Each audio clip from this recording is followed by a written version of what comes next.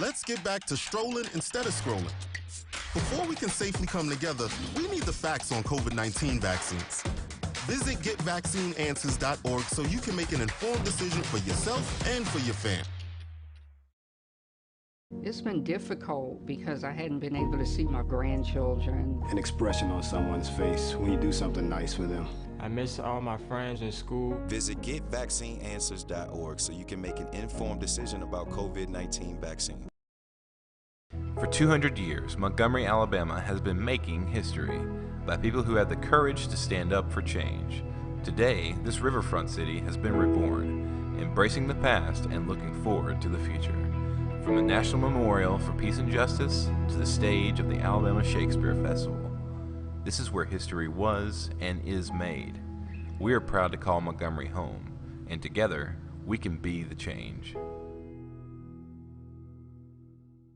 Since 2002, Empowerment Resources, Inc., a nonprofit organization, has empowered more than 1,500 youth and adults in Duval and surrounding counties through its programs Journey into Womanhood, Girls Mentoring, Life Skills for Teens, and Parenting Education Coaching. To get involved with programs, volunteer, or donate, visit www.empowermentresourcesinc.org. Follow us on social media, facebook.com/empowerment.resources and instagram.com/empowermentjax.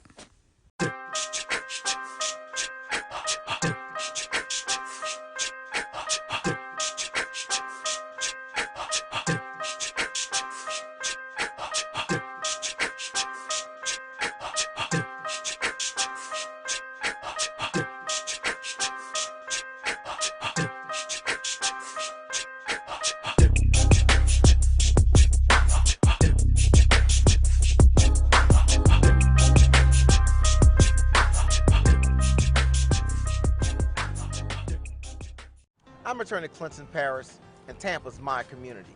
I grew up here, went to school here, and my wife and I make our home here. What makes Tampa special are its people. So when I represent someone injured in my community, it's personal. Call my office and speak to a real lawyer and not some referral service. I will fight the insurance companies to get the settlement that you deserve. At the law office of Clinton Parish, we take the pain out of being heard. Okay, so how long have you been coming to stand? Since 1987. I've forever loved Stansburgers because the people, they're real people. They help the community and their family own and operate. And the food, the quality, and service has always been phenomenal. And anywhere I'm at, I always recommend people to them. It's great food, and you get enough love for your money. If you need a good place to eat and you want a good environment to support the community and support the effort of the Jackson community, I recommend Stamps Superburger to you because, like I said,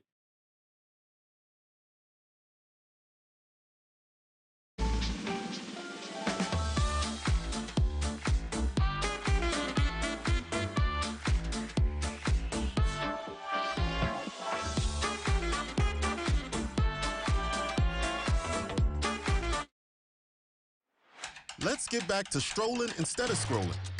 Before we can safely come together, we need the facts on COVID-19 vaccines. Visit getvaccineanswers.org so you can make an informed decision for yourself and for your fam. It's been difficult because I hadn't been able to see my grandchildren. An expression on someone's face when you do something nice for them. I miss all my friends in school. Visit getvaccineanswers.org so you can make an informed decision about COVID-19 vaccine. For 200 years, Montgomery, Alabama has been making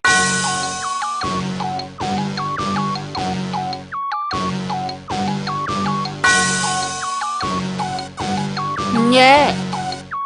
I love my HBCU. And boy, I love it, love it. I love it, love it. I love my HBCU. And man, I hope my team they won. I hope my team they won. Yeah, man. I hope my team they won. I hope my team they won. I tune into the HBCU Sports Lab to see if my team won or lost. If they lost, I'm quiet as a mouse. But if they won, team tab, I'ma do the dab, yeah. Dr. Cavil, he know what he be talking about. Mike and Charles, they know what they be talking about. They compress the analytic data with this hip hop. If you know them like I know them, they gon' tell you if your team, if they wanna lose, and who the ball, So listen to Professor, yes sir, and pay attention, cause he gon' teach a lesson. And you gonna learn today. This is Dr. Cavil with the Inside the HBCU Sports Lab. Yeah, Charles look like he ready to eat. He's gonna learn today. I like it. How's it going, Charles? Doing well. Getting ready to go into week 2 of some exciting HBCU football action. So looking forward to it. It's crazy. It's just like we just were in week 0. Don't go too fast. Don't go too fast. We liking this. It is definitely coming at us fast and furious now with regards to football. But I tell you what, some great action this past week. Looking forward to some even more great action this upcoming week. A lot of out-of-conference games this upcoming week. So. Yeah, let's get into it. We're going to break some of those down. We did some on Tuesday, but we're going to get into our next group. We'll talk about some classic, and we might have a little rerun to get into that because, you know, we all have to have our breakdown in terms of who you're going to select. I might get in the mix since Mike is out on assignment, but let me get to it. Welcome to episode 177 of the Inside the HBCU Sports Live radio show and podcast, the show that's covering the sporting HBCU diaspora, all things HBCU sports, large and small, from the NAIA to the NCAA. We share insights and information on the HBCU sports culture, HBCU athletic aesthetics to facilitate the story of HBCU athletic programs in the business of HBCU sports. I'm your host, Dr. Cavil, with my co-host, Mike Washington, Charles Bishop. As you know, just Charles Bishop driving it home. Even he working out, putting his CrossFit on. I see you inspiring the world out there. We are filming from our home studios and sending a signal live to KCOH 1230 AM studios from Texas Radio Hall of Famer, Ralph Cooper getting it done in the beautiful home of Texas Southern University from Houston, Texas. Today's episode of Inside HBCU Sports Lab is sponsored by THC Agency, LLC. THC Agency is a company that provides sporting and educational consulting and data analytics. Today's show will be a good one as we do our rundown of HBCU news. We'll get into some games that you need to keep in mind, see your thoughts, and let me shout out before I twist it to you, Charles, and see what your thoughts are. Let me give some shout outs to these lab listeners out here, man. They going hard in the paint as they always do. Ricky Burton, William E. Davis, and several others. Michael Ford, good evening. Ready for tonight's lecture? Hashtag A&M, hashtag bye week. I'm going to float this out there. Week 3, it gets interesting. A&M traveling to Bethune-Cookman. That second matchup, if you would. We had the Jackson State FAMU. Now we have Bethune-Cookman debuting. Alabama A&M on the road to Bethune-Cookman. That's a surprise. A lot of people have Bethune-Cookman as a surprise. Will it happen that early in the season they jump on somebody? Or won't they do it? We'll see. Burton says, we in the lab, baby. Yes, Graham fan. Hashtag Graham fan. I like it. John Richardson. James Bryant. Michael D. Jones. Good afternoon, week 2. The Braves need a win. Yes, they do. And we'll talk a little bit about that. That's a good one to get in there. Get a chance to do it. James Knox. William E. Davis said, when the dark clouds gather on the horizon, there's something about strike and strike again. Yeah, I like it. Reggie Watson. Good evening, gentlemen. Yes, Reggie. CIAA in the house. Mary Allen. Hello, guys. Thank you, Mary. CIAA in the house next Thursday night. Oh, boy. We have a big one Thursday night, too. Let's get this on here. SIAC, you talk a little bit about the Edward Waters. Prime time. ESPN will be nice in their matchup as they get it going on. But let me go back to you, Charles. What are your thoughts? What's hot to you right now? Yeah, quite a bit of hot news coming out. But you know what, Dr. Bill, let me shout out Chuck Hunt and Kate Johnson. They were down there at the Orange Blossom Classic. Chuck hollered at me, so I definitely want to send shout outs to Chuck Hunt. Great guy who always follows us week in, week out. Lab listeners. But when we no doubt about it. Good job, Chuck. I saw the picture. Chuck, appreciate you. Was in the house representing. I see. Yes, indeed. But let's start off, and this is a product of the times that we're in. As Tuskegee, they became one of the latest schools to look at altering their football and their homecoming activities. So, very important message from the president that came out, but effective immediately. The university, they're going to limit the size and access to regularly scheduled public activities, including upcoming home football games and athletic events. Additional measures include this right here. Attendance at all home football games and athletic events will be limited to currently enrolled students, faculty, staff, and designated contingent groups from the visiting team. Tuskegee students who wish to attend home games must show proof of a negative COVID-19 PCR test that has been conducted no more than 7 days before the event. So Tuskegee faculty and staff must also provide proof of a negative COVID-19 test within 7 days. Spouses and other family members of faculty and staff are not allowed to attend the event. So this is more guidelines, if you will, in regards to some of our HBCU teams and their homecoming activities and their home games. So this will significantly affect something that we all look at. We all look at attendance. So.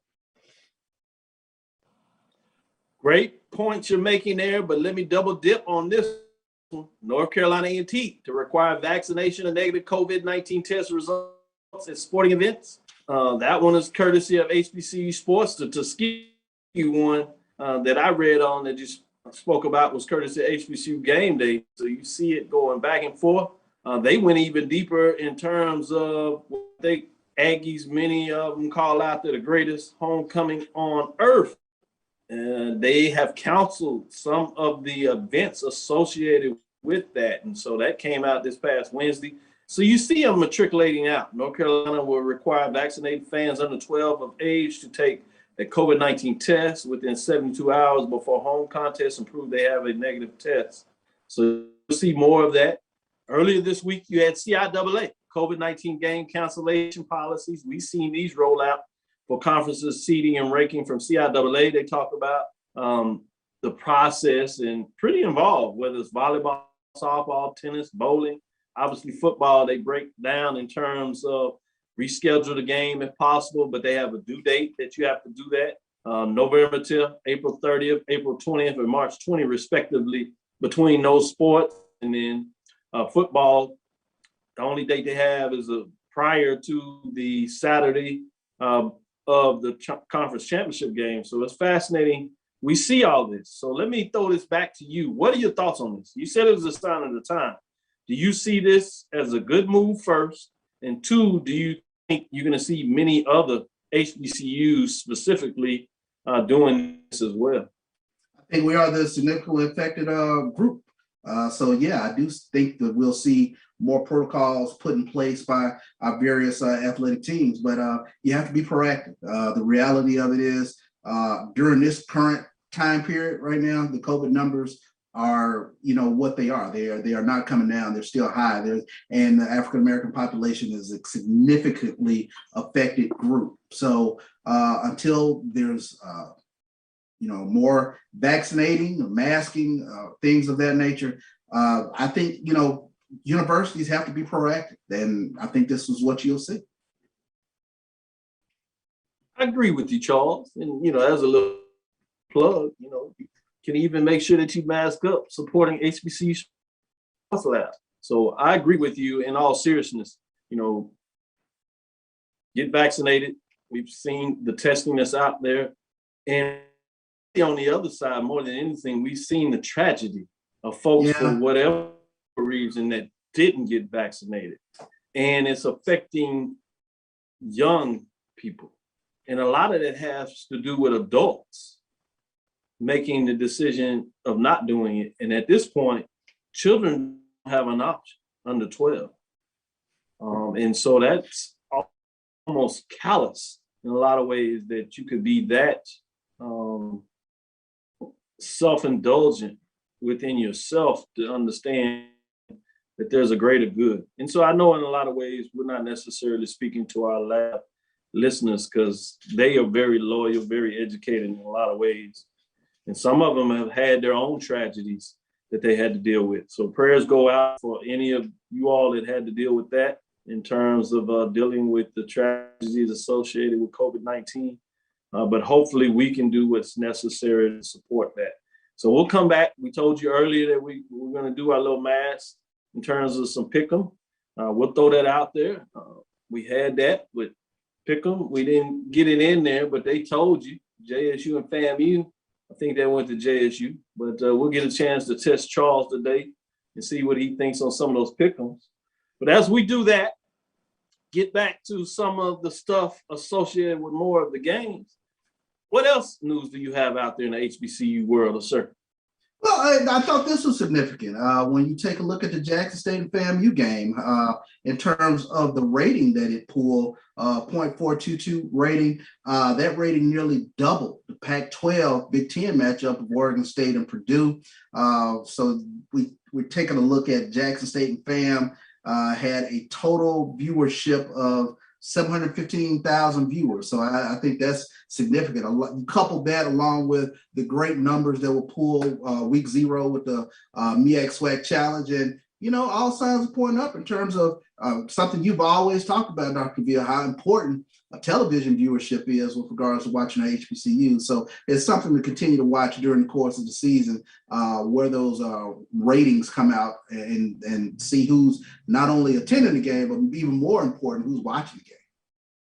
The attendance was solid, beat out. The reports were talking about how it beat out several of the Power 5 schools in their attendance, and some of just the G5 schools. And then you add on the rating, what they got. That's significant. I want to park on that for a little bit in terms of just understanding the business side of it. While having fans in the stands is important and relevant for revenue, we've seen what the SWAC has been able to do at the FCS level over a number of years of leading FCS in terms of attendance, all except for 1 year since they started making it count. You see SIAC at the Division II level having significant success with attendance, but now you see these two particular brands are able to move that into the television sphere. And we see that it's paying dividends in regards to the respective ratings. That's nothing just to shrug your head at. That's extremely important in terms of what that looks like and how you move forward. So that's one thing that I want to keep our eyes on as we go out through the year to see what does that look like as we continue to monitor that. I do want to throw it back to you. What are some of your thoughts in terms of why this taking place? You know, we talk about the cultural aspects of it. You know, where are you going with this? What do you think is some attributions of what we see going on in terms of that? And I'm sure it's more than one thing, but you put your hands on a couple of them.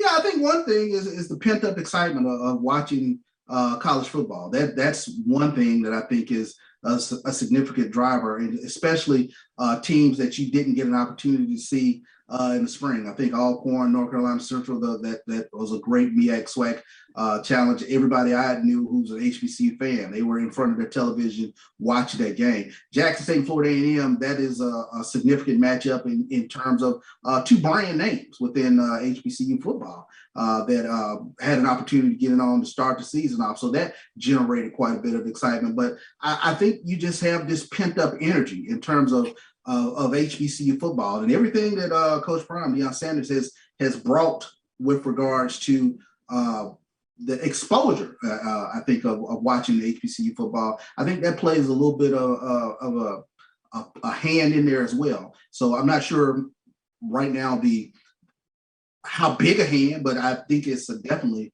a hand that's played in there. So you got to look at all those factors in regards to why people are tuning into our product, and they're getting a good product. You got a great game last week with Jackson State and Florida A&M. You also got a great game with Alcorn and North Carolina Central. So I think those are people are starting to see that we do play really good football with our HBCU ranks.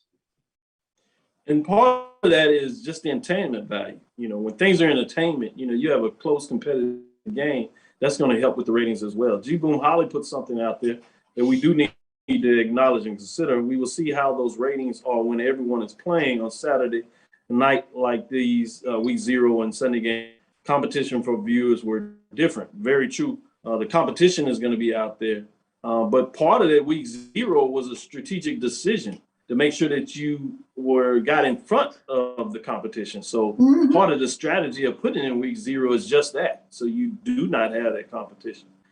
In terms of Sunday, that'll be interesting to see what that looks like. But that's no different than what ESPN does with its other what we see the Power 5 conference made up of historically white colleges. They spread all that out to make sure that they provide a framework of the competition. We see it over Thanksgiving weekend. They give Wednesday, Thursday, Friday, Saturday matchups to spread it out. You see that also in terms of them moving to play some games on Thursday to get that prime time. You see them when they set up for Saturday night games specifically.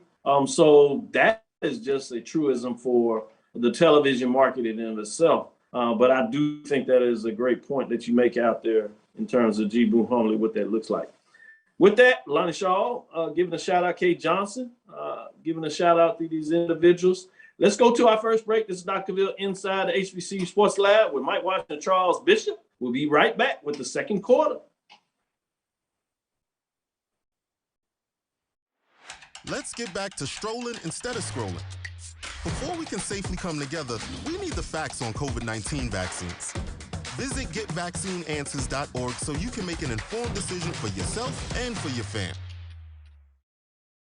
It's been difficult because I hadn't been able to see my grandchildren. An expression on someone's face when you do something nice for them. I miss all my friends in school. Visit getvaccineanswers.org so you can make an informed decision about COVID-19 vaccine. For 200 years, Montgomery, Alabama has been making history by people who had the courage to stand up for change. Today, this riverfront city has been reborn, embracing the past and looking forward to the future. From the National Memorial for Peace and Justice to the stage of the Alabama Shakespeare Festival, this is where history was and is made. We are proud to call Montgomery home, and together, we can be the change. Since 2002, Empowerment Resources, Inc., a nonprofit organization, has empowered more than 1,500 youth and adults in Duval and surrounding counties. Through its programs, Journey into Womanhood, Girls Mentoring, Life Skills for Teens, and Parenting Education Coaching. To get involved with programs, volunteer, or donate, visit www.empowermentresourcesinc.org. Follow us on social media, facebook.com/empowerment.resources and instagram.com/empowermentjax.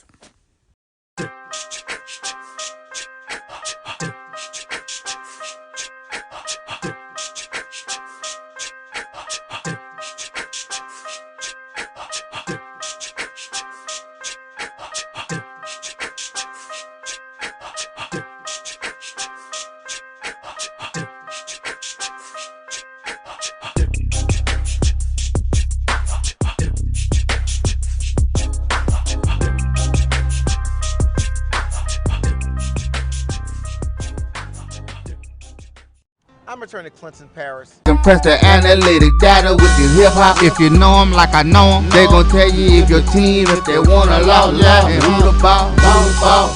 So listen to Professor, yes sir, and pay attention, cause he gon' teach a lesson. This is Dr. Bill with Inside the HBCU Sports Lab with Mike Washington and Charles Bishop.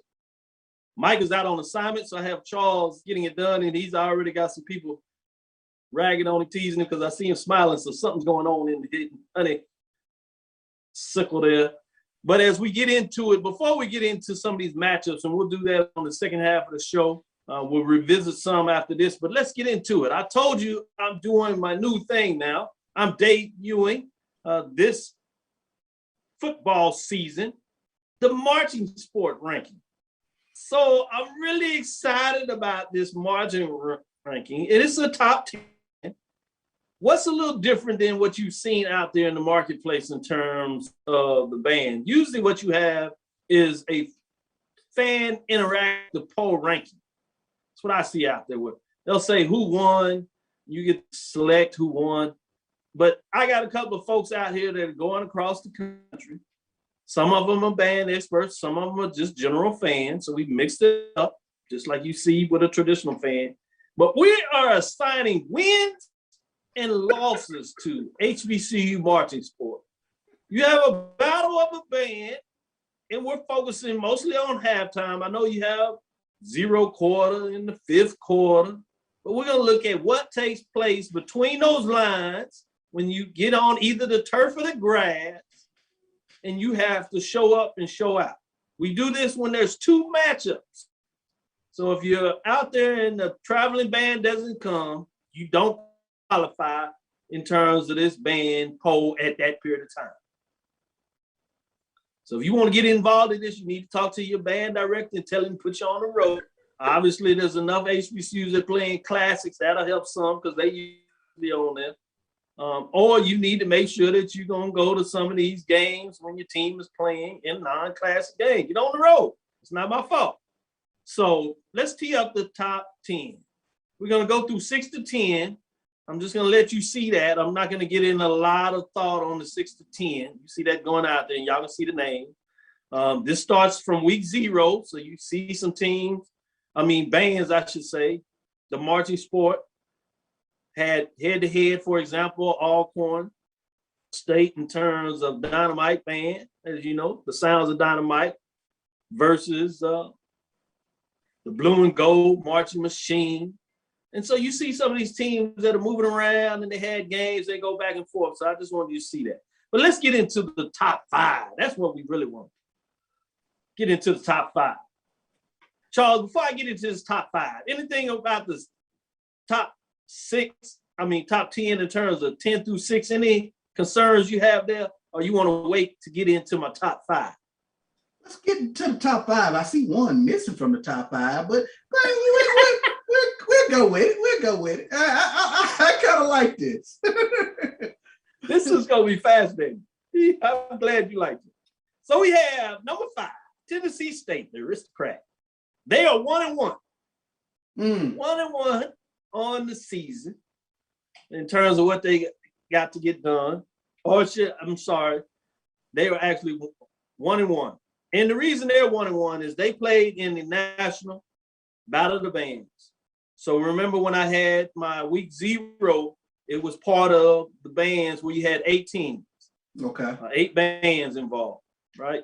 I keep wanting to say teams because we're doing this from a sporting framework. So you'll see me sneak in teams at times because we're calling these bands, the marching sport, the teams. It was 8 of them. So that's essentially like having one-on-one matchups. So that was going to be 4 winners and 4 losers, 4 losses. I know that's tough for some people when they hear losers to L. I don't know, some of y'all can't handle it. Yeah, it's losses, right?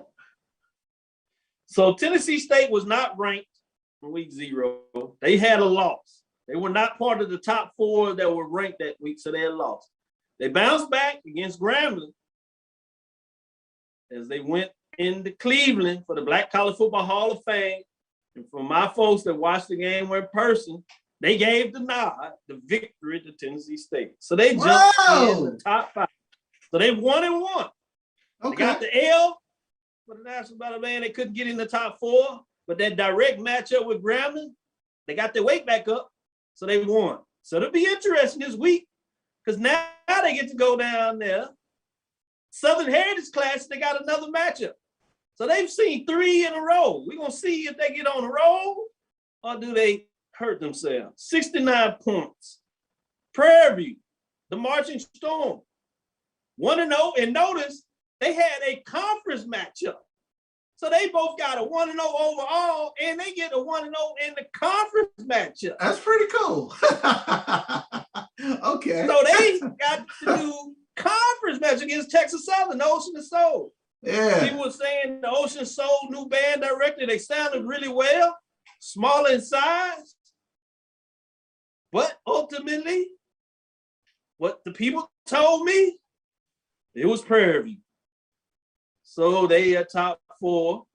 They were not ranked because that was their first matchup. Okay. Going into number 3, we have Southern. They were part of the National Battle of the Bands and they won.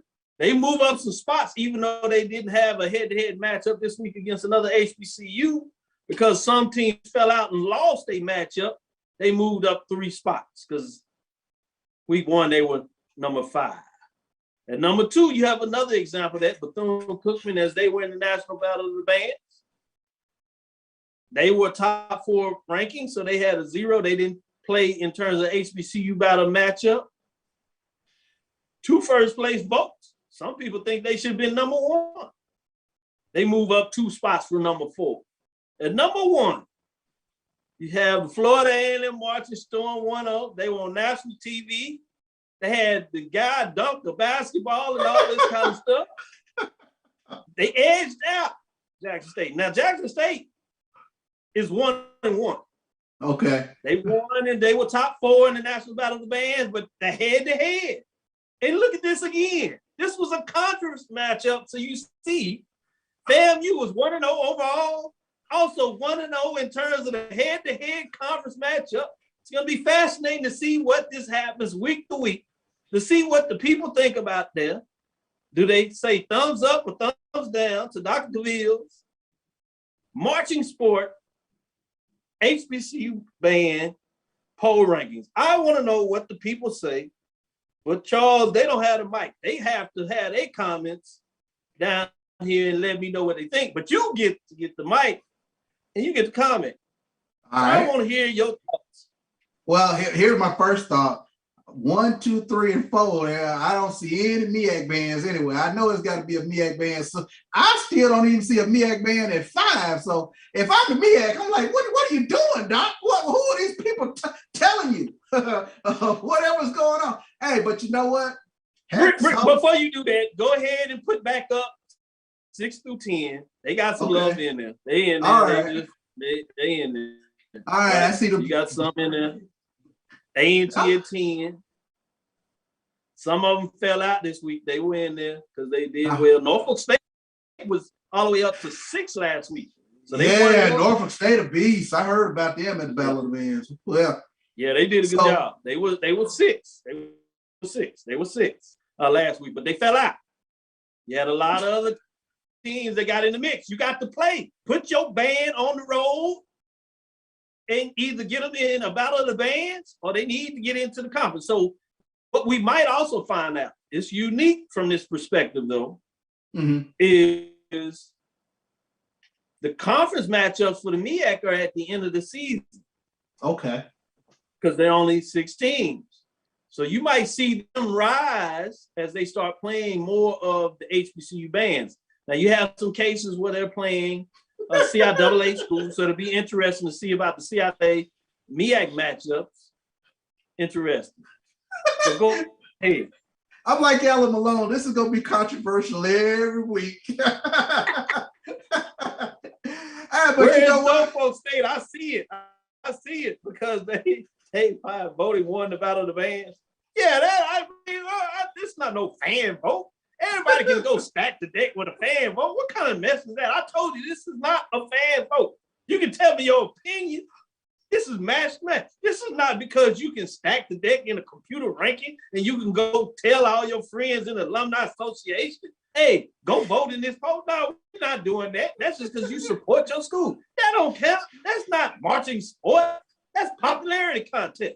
No, we're not doing that. No. Okay. This is different. You know, Dr. Cavil is talking about how you get into this. Charles, what is wrong with you? Popularity contest? No.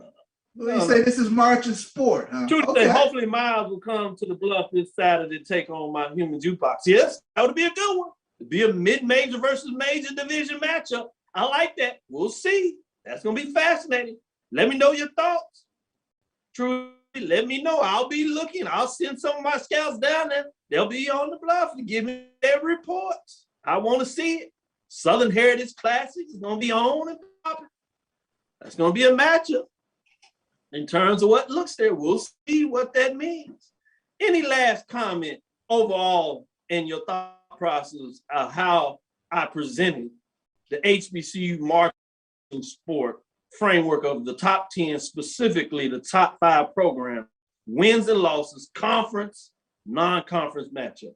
I like this. You're going to assign some wins and losses week in, week out. So it ain't going to be a popularity contest. I can dig it. I will say this, and I know I'm going to catch a lot of flack from my Jackson State, my Sonic Boom alums, but you know what? When a band dunks a ball on the field, that's dope. I don't care what. That was pretty cool to me.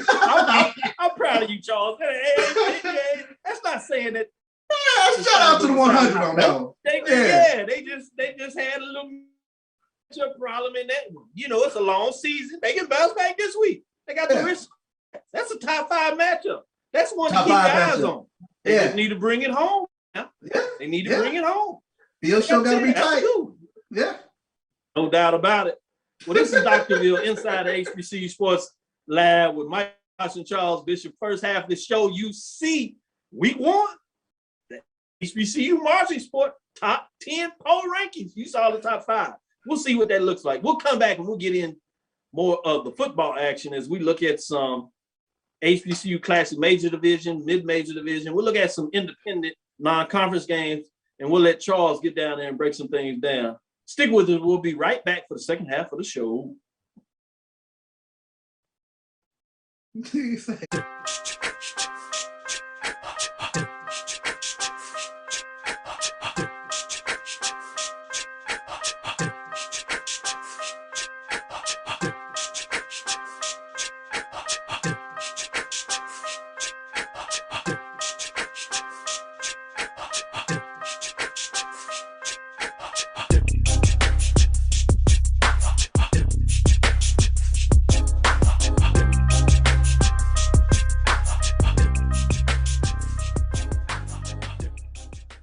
I'm returning to Clinton Parish, and Tampa's my community.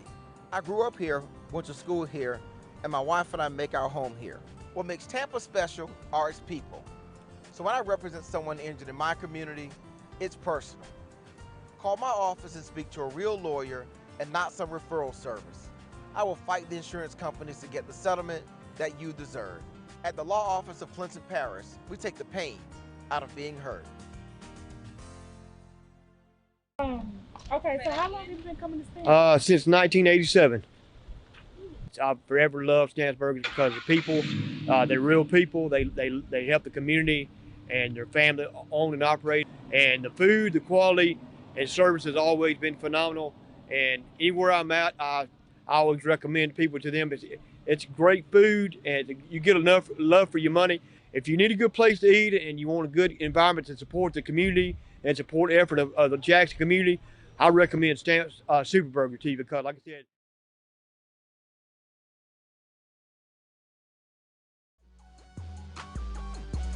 Compress the analytic data with your hip hop. If you know them like I know them, they gon' tell you if your team, if they wanna lose, and who the ball. So listen to Professor, yes sir, and pay attention, cause he gon' teach a lesson.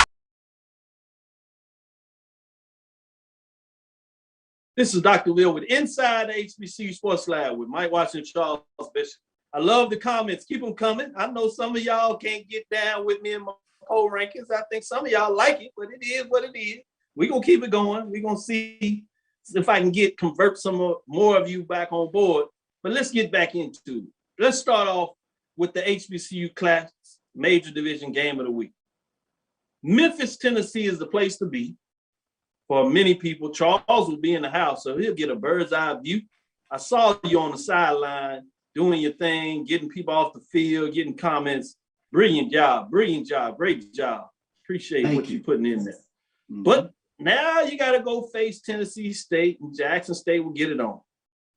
Non-conference contest, Liberty Bowl, Memorial Stadium. Obviously, people know about the coaching matchup between two Hall of Fame coaches, Eddie George, Coach Prime, Deion Sanders getting it done. Southern Heritage Classic Saturday, September 11th, 6 o'clock, and it will be on ESPN3.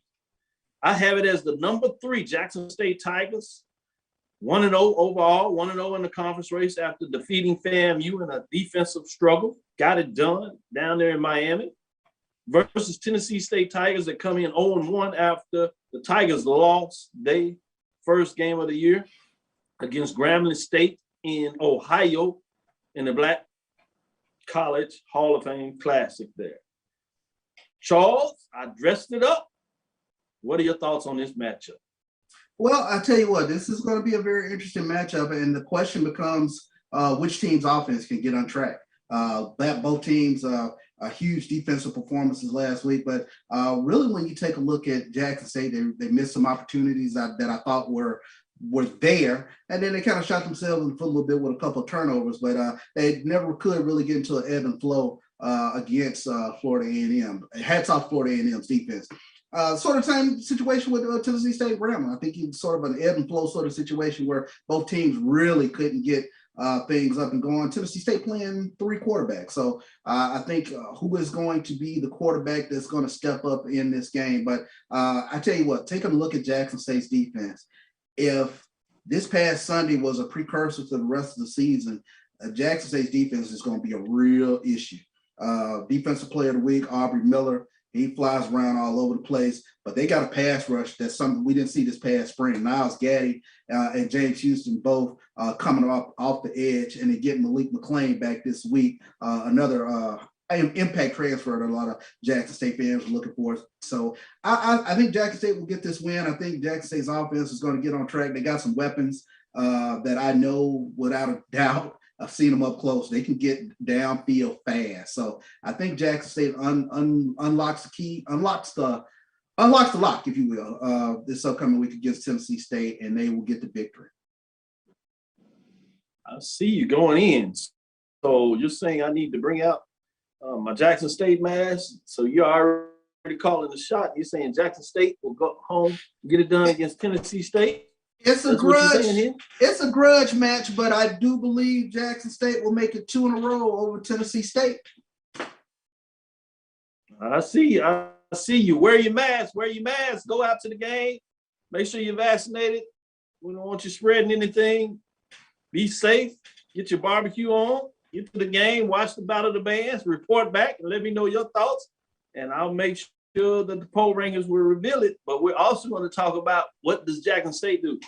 3 as they go up Tennessee State. Can Tennessee State pull up the upset? Jackson State, in your mind, will get it done. I want to go just a little directly in terms of what you saw at Tennessee State defensively. Are there some concerns you see with them facing up at Jackson State? I thought Jackson State didn't push it that much on offensive, but you got to imagine that week to week, they're going to open things up just a little more. And then part of that was how well FAMU played on defense in regards to it being a game. And if it's a game, still doing it, that you're not going to do as many things if you're leading and you can defend on your defense. Do you see them opening up a little more, or do you see opportunities for Jackson State against Tennessee State's defense?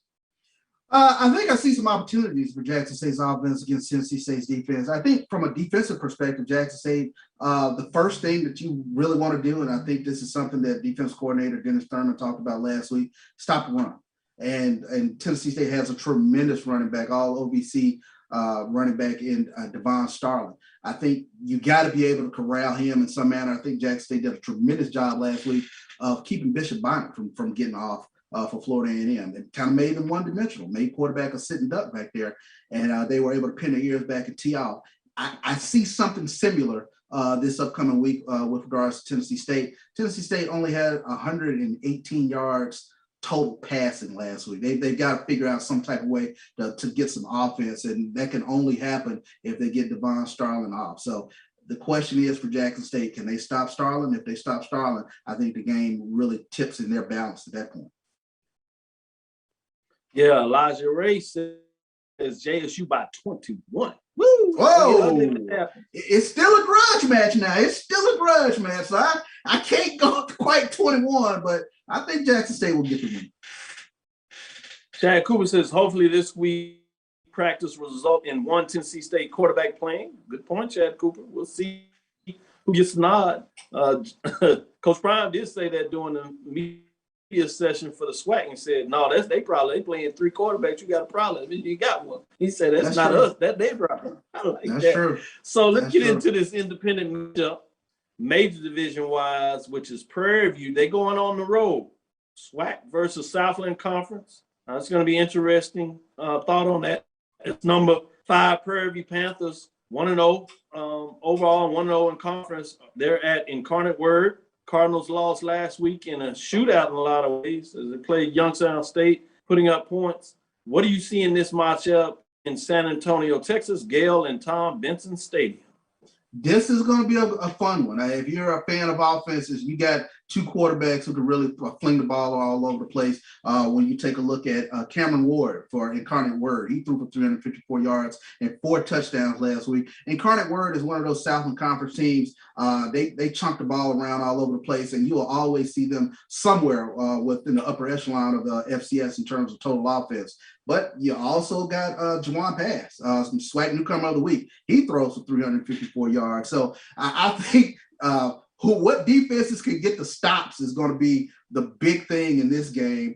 You got to be able to slow down some of these offenses. And, the question becomes from Prairie View, can they get those 2 or 3 stops that really can tip the game in their balance against Cameron Ward? He was really chunking the ball all over the place against Youngstown State. They got into a shootout, and we don't normally see Youngstown State in these shootouts. That game was 44-41. But I think if Prairie View can get to the quarterback a little bit and make some plays on the defensive side of the ball, they can go to San Antonio, get this win. They already have proven that they can beat Incarnate Word. They beat them back in 2017, so they're up 1-0 in this series. Good points you make there. I'm fascinated also in terms of Prairie View's defense against Incarnate Word's offense to see what that looks like. But who you going with? Who you got in the matchup? Who's coming out the win? Let me go with Prairie View in this one. I'm gonna go with the SWAC to get the win over the Southland Conference. We got a couple of SWAC and Southland Conference games this upcoming week. It's really important that the SWAC holds up against the Southland Conference in terms of these geographic matchups where you're recruiting against each other. You set it up for me well. Tuesday, we talked about one of those Southland Conference matchups with the SWAC. This one is actually Alcorn State. They're at home. The Braves are at home as they take on Northwestern State. Top 10 matchup with Braves being there in Jack Spink Stadium Saturday. That is a 6:00 p.m. kickoff in terms of that. Who you got in that matchup? I got to see what this Alcorn Braves defense can do against Northwestern State. Northwestern State, although they lost to North Texas 44-14, they rushed for over 200 yards in that game. So you've got to be able to slow down Northwestern State's rushing attack. Felix Harper has to be Felix Harper. He's a SWAC Offensive Player of the Year for a reason. He needs to be able to get off finally. Charles Pringle be able to be accurate in this game and be able to hold on to the ball. I think Alcorn really hurt themselves with a couple of drive-killing turnovers that they had. But give me the Braves in this one. Give me a lot of Stafford Anderson. He rushed for 128 yards against North Carolina Central. You got to give me him and Nico Duffy and keep Northwestern State's offense off the field because they're going to run the ball. They're going to run the ball hard. So who you got? Give me the Braves. Give me the Braves at home. They don't have that many home games this year. You better, Michael Lee. Braves, don't let us down. Prairie View Panthers, don't let us down. Michael Jones, don't let us down. Need the Braves to bring that defense. I need Cedric Thornton to have them linebackers up near the line of scrimmage and stuffing those gaps. One more before we go to this break. We also talked about the Meac Major Division Game of the Week, which also features HBCU program in the major division going outside of the conference race. This one features Georgetown. It is in Dover. It's another one where the HBCU has a home game. Alumni Stadium. It's the Patriot League versus the Meac in this matchup. This one's also Saturday. It's at 1:00 Central Standard Time, and it's on ESPN+. Delaware is a top 10 team in my poll ranking. 1-0 after they defeated a game, Bowie State, that felt they left a lot of things on the table. But this week, Georgetown, Hoyas come in there 0-1. Who do you have in this match? Well, this is going to be a tough one, I think, for Delaware State. They were able to eat off Bowie State's miscues, and eventually they let Bowie State back into the game. They were up 26-3 at one point, and then, you take a look at the final score being 32-24, but, 4 picks in that game for Delaware State, ball hawking defense. But this is going to be a little bit tougher. Give me Georgetown in this one, especially Delaware State being on the road. Give me the home team on this one. I'm going to have to give you the blank mask. I do not feel comfortable about putting on an HBCU mask when you call Georgetown. Right. So I got one of mask when you have your HBCU matchups and one is not in the SWAC. I'll throw on the HBCU. Understood. I got to give you a blank one there. And for those that are talking about why does he just have SWAC masks, well, the guy that I got these from, he's doing it the right way. He has licensing. He got the licensing right to get the SWAC mask, and that is 2ttickets.com. You can go check them out, 2ttickets.com. If you want to get your SWAC mask, affinity type mask, you can go get it there. We'll be bright as we get into the last part of it. We get it done. As we get into the fourth quarter, we'll talk about the mid-major division. We have a couple of mid-major games of the week. We have HBCU Classic major game of the week, and then we have an independent matchup. So we'll get into this. Stick with it. Surprise you a little bit. We had Miles going to Southern. We'll break that down, and we got Langston hosting Texas College in the matchup. Those will be our mid-major games of the week. We'll look at one independent and one in terms of major conference, so we'll talk about that as we get into it. Stick with us for our last quarter's Dr. Bill Inside HBCU Sports Lab. We'll be right back after this last break.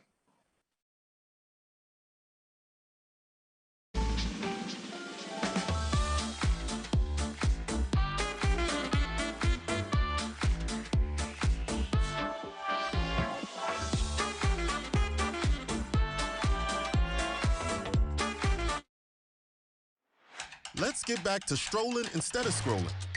Before we can safely come together, we need the facts on COVID-19 vaccines. Visit getvaccineanswers.org so you can make an informed decision for yourself and for your fam. It's been difficult because I hadn't been able to see my grandchildren. An expression on someone's face when you do something nice for them. I miss all my friends in school. Visit getvaccineanswers.org so you can make an informed decision about COVID-19 vaccine. For 200 years, Montgomery, Alabama has been making history by people who had the courage to stand up for change. Today, this riverfront city has been reborn, embracing the past and looking forward to the future. From the National Memorial for Peace and Justice to the stage of the Alabama Shakespeare Festival, this is where history was and is made. We are proud to call Montgomery home, and together, we can be the change. Since 2002, empowerment. Compress the analytic data with your hip hop. If you know them like I know them, they gon' tell you if your team, if they want a lot, and who the ball. So listen to Professor, yes sir, and pay attention, cause he gon' teach a lesson. This is Dr. Bill with Inside HBCU Sports Lab. Mike Washington is on assignment.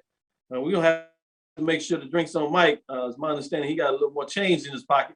Congratulations to Mike getting it done. I know he's been working at that, well-deserved. But, you know, we love to be treated, especially when brother does well. You know, it's on you to just show us how much. All day. All day. Thank you. Thank you. With that being said, let's get into this mid-major matchup. This is another fast one. A lot of people are curious about Southern. Came in with high expectations, but was not to be previous game against Troy. But was that just the FBS thing, or is there more to this? Many people like what they saw with Miles, giving Alabama State everything they need to know. Be fascinated. They take on their second SWAC school right now. They go into Baton Rouge this time. AW Mumford Stadium, Pete Richardson Classic. SIAC versus SWAC, Saturday, September 11th, 6 o'clock Central Time. Number 5, Miles Golden Bear at the mid-major poll ranking. They are 0-1 with their loss against Alabama State, as I said, but they take on Southern Jaguars, a major division, so that's that mid-major, major division. And you know they're going to come in with a lot on their chest. Coach Ruffin, he's really a hot candidate in a lot of ways. Can he make a statement as Southern comes in 0-1? Charles, break it down. Well, you know, Ladarius Skelton has to be Ladarius Skelton in this game. He had a couple of picks in that game against Troy, and the game got away from them early, 30-43 at halftime. This one has me a little uneasy, to be honest with you. But the question in this game is, can Miles create any sort of offense? I think that's the big question in this game. We know they have defense. We know guys like Mitchell Smiley and Cavius Floyd, both linebackers for them. They fly around. They're going to make a lot of tackles, but that's asking a lot to go against this all-SWAC offensive line. 4 all-SWAC preseason all-SWAC selections. Then you have Devon Ben. And you have Jared Sims who can bludgeon you to death. And then Ladarius Skelton. The question is, can he play up to his capabilities? You hate after that first week to listen to a lot of the Southern faithful already chiming for, clamoring for the backup quarterback. But I think Skelton gets it done in this game. I look for Southern to take this. Wow. So you got Southern. Go ahead and get it done. Maybe closer than some people want it to be, but you say Southern out of the SWAC is going to find a way to get it done. Again, this is 2ttickets.com. Mask up, be safe, get your vaccination. Let's go. With that being said, let's get into this independent conference game, if you would, Sooner Athletic Conference. Texas College is independent in that league as they play Red River and all other sports, but you have Texas College in there against the newly number one, Langston Lions, as they start off conference race 1-0, as well as 1-0 overall. A little bit, what do you think about Texas College Langston? Texas College has struggled over the years. Is there any way Texas College can make this close? No, this will be a struggle for Texas College. You got to feed this ball to Larry Harrington from Langston and give it to him often. Opening weekend, he rushed for 90 yards, but I'm looking for him to have a real big game against Texas College. Look for Harrington to get over 150 yards, and Langston should win this one pretty easily. I think you're right on it when you talk about what's going to go on there in that matchup.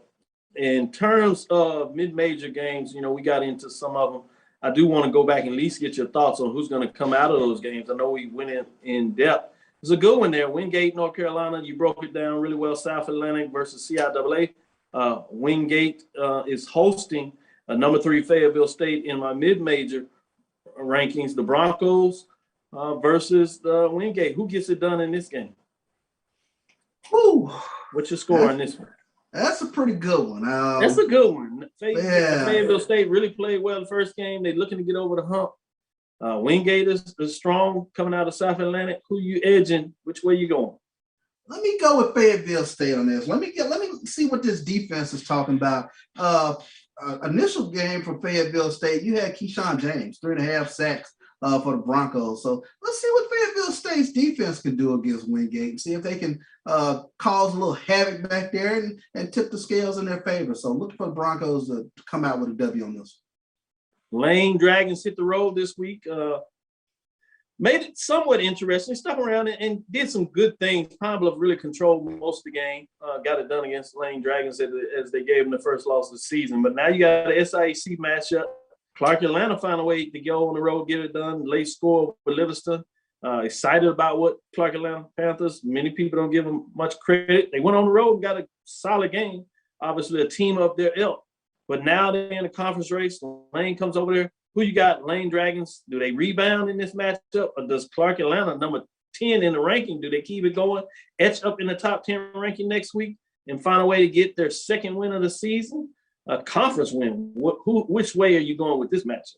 Yeah, I'm leaning towards Lane in this one. Tariq McKenzie, quarterback, and Anthony Evelyn, wide receiver. They make for a dynamic duo over there in the SIAC. And then the Dragons, they got a solid collection of defense. When you're talking about defensive end, all SIAC selection, Bray McKenzie, and then you also got Jeffrey Johnson. So I think they have a solid team top to bottom, but you're talking about that quarterback duo with McKenzie and Anthony Evelyn. I think that's a lot for Clark to bite off. So I'm going to go with the Lane Dragons in this one. Well, you broke down all the top 8 games that I had going on this week between Tuesday and Thursday and gave you your score and your breakdown. Little bonus time for you. You did so well in all that. I'm going to give you a chance to tell me, is there a game that any of us need to keep our eyes on that we didn't have part of the top rankings? I'll give you a little freestyle, if you would. Anything that you want us to consider that we need to say, hey, check out this matchup. Keep your eyes on this. It's interesting, and this is the reason why they want to keep their eye on a particular matchup. I don't think we included Florida A&M and Fort Valley State, but we have a quarterback change for Florida A&M. Now, Florida A&M, they got all the defense in the world, but they still got to work out the kinks, I think, on the offensive side of the ball. I think this will be a game that, you know, they'll get challenged a little bit with Fort Valley State, but I expect the Rattlers to get the victory. But, you know, I like these SWAC SIAC matchups, and every now and then we see the SIAC punch the SWAC in the nose. I think Jackson State can tell you well about Kentucky State. They can tell you well about Tuskegee. So, you know, we've seen it happen. Similar, like you talk about Miles going into Baton Rouge to play Southern, how confident the Miles Bears will go, Golden Bears will go into the game. You have that with the Wildcats, Fort Valley State. They locked off their longtime foe into Tuskegee, shut them out, doing it in a great format. It'll be fascinating and interesting, as you said, to see, because they're going to come in with some confidence. And while you got to believe FAMU's confidence is high on the defensive side, they probably question themselves a little bit on the offensive side. They made the move with the quarterback. You know, how much are they going to let them swing it? You know, what are the nerves of, you know, first-time home start for a freshman? It'll be interesting. That's one of those games, much like Southern, you're going to want to get out in front of this. You do not want the visiting team in this, our mid-major Division II team, SIAC team, to stick around because they're going to get even more confidence, and then your team may think twice about it. So great matchup, another one to keep your eyes on in terms of SIAC versus a SWAC matchup in terms of that. With that, that'll do it for us. Thank you for listening to Inside HBCU Sports Lab. Make sure you share our podcast with your friends and colleagues. I am Dr. Kenyatta Cavil, the Dean of HBCU Sports, coming from inside the lab in the College of HBCU Sports with Mike Watson and Charles Bishop. We hope you enjoyed the breakdown of our games of the week and the poll rankings. A lot of people seem to have fun on that. Stick with us. We got some matchups this weekend. We got some head-to-head matchups. Somebody's got to win. Somebody's got to lose when we talk about the HBCU marching sport. And I'll be here to tell you where they fit in the top 10 poll ranking. We'll focus on the top 5. We'll tease you a little bit to see who's dropping out, who's coming through. Let me know your thoughts. Follow me, Dr. Kenyatta Cavil, on Twitter, Facebook, and Instagram. That's DrKenyattCavil. Look forward to us as we get and give you a breakdown of what took place on Saturday. You got the game of the week in terms of SIAC tonight. Make sure you tune that in, get that in there. We'll break that down for you. And also on Sunday, you know, we'll have our wrap-up to give you everything, 9 o'clock a.m. Sharp in terms of Central Standard Time. Get that done. That's DrKenyattCavil on Twitter, Facebook, Instagram. Inside the HBCU Sports Lab 1 on Twitter, Facebook, and YouTube at Inside the HBCU Sports Lab on YouTube. Dream big and continue to move forward. We will talk with you soon. Of course, Charles. Lecture. Dismiss. Press the analytic data with your hip hop. If you know them like I know them, they gon' tell you if your team, if they want to law, and who the ball. So listen to Professor, yes sir, and pay